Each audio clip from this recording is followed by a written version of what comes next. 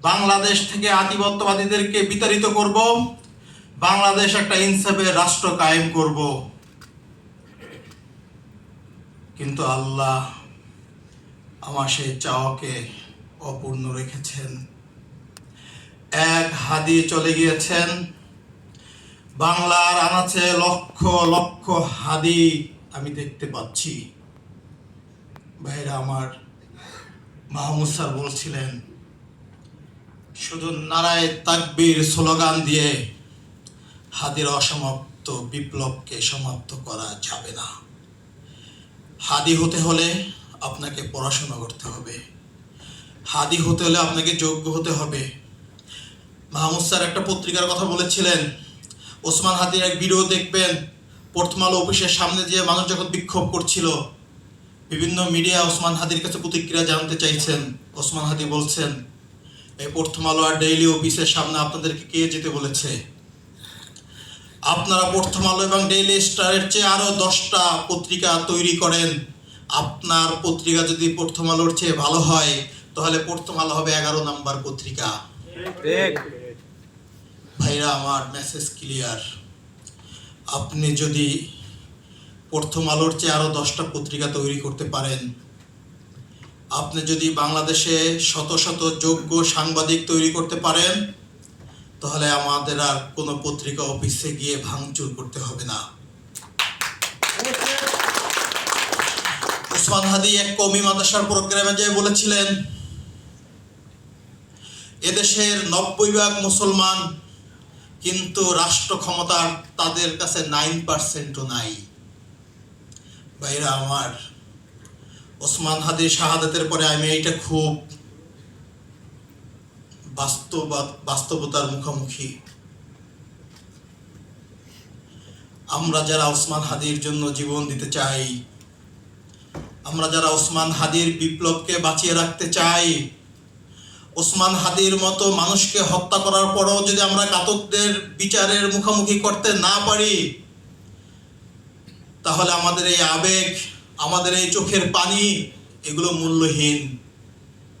আপনারা বলেন, ওসমান হাদিকে হত্যা করা হয়েছে, আগামীকালকে 1 মাস পূর্ণ হবে। ওসমান হাদির হত্যার বিচারের দাবিতে বাংলাদেশে কতটা বিক্ষোভ হয়েছে, আর সেই বিক্ষোভ ঘাতকদের মনে ভয় তৈরি হয়েছে কিনা আপনারা বলেন। উপরঞ্চ দেখা যায় ঘাতকরা তো ভয় পাই নাই, ওসমান হাদির খুনিকে তো গ্রেফতার করেই নাই, তারা আমাদেরকে ভয় দেখাচ্ছেন। ইনকিলাব মঞ্চের ভাইদেরকে ভয় দেখাচ্ছেন, জাবেরকে, জুমাদেরকে ভয় দেখাচ্ছেন, তোমরা আন্দোলন অব্যাহত রাখো না, তোমাদেরকে হত্যা করা হবে।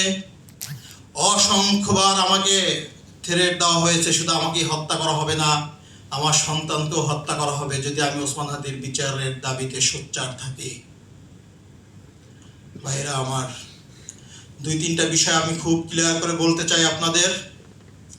ওসমান হাদি, ওসমান হাদির মতো এইরকম বিপ্লবী, নিরহংকার, সাধারণ জীবনযাপনকারী, দেশপ্রেমিক মনে হয় না আমরা খুব কাছাকাছি সময় পাব। মানুষ আমাদের কাছে আশা করে আমরা ওসমান হাদির মতো জীবনযাপন করব, ওসমান হাদির মতো বিপ্লবী হব, কারণ আমি ওসমান হাদির ভাই। যারা ওসমান হাদিকে ভালোবাসেন, আমাকে ভালোবাসেন, ইনকিলাব মঞ্চের ভাই বোনদেরকে ভালোবাসেন, তাদেরকে একটা কথা বলি, আমরা ওসমান হাদির মতো হওয়ার মতো যোগ্যতা আমাদের হয় নাই। ওসমান হাদি একদিনে তৈরি হয় নাই। যারা ওসমান হাদিকে তৈরি করেছে, তাদের গল্পগুলো আপনারা জানেন না। আপনারা শুধু দেখেন পর্দার সামনের ওসমান হাদি, এই পর্দার পিছনে যে ওসমান হাদিকে তৈরি করার জন্য যারা শ্রম দিয়ে গেছেন, তাদের গল্প আপনাদের সামনে আসে নাই, হয়তো কোনোদিন আসবেও না। আপনাদের একটা অনুরোধ থাকবে, ওসমান হাদির অসমাপ্ত বিপ্লব আপনারা সমাপ্ত করবেন। ওসমান হাদি যেভাবে ইনসাফের রাষ্ট্র কায়েম করতে চাইতেন, আপনারা সেই ইনসাফের রাষ্ট্র কায়েম করবেন। সেই ইনসাফের রাষ্ট্র কায়েম করার জন্য আপনাদেরকে যোগ্য হতে হবে। আপনারা আমাকে ওয়াদা করেন যে যেখানে আছেন, যে সেক্টরে আছেন, এখান থেকে আজ থেকে যোগ্য হওয়ার জন্য চেষ্টা করবেন। আপনার ছোট ভাই হোক, আপনার সন্তান হোক, তাকে যোগ্য করে তোলার চেষ্টা করবেন। যে যেখানে আছেন, আপনার ছেলে মাদ্রাসায় পড়ে, এটা নিয়ে আপনি হীনমন্য হবেন না। ওসমান হাদিও মাদ্রাসার ছাত্র, আমরাও মাদ্রাসার ছাত্র।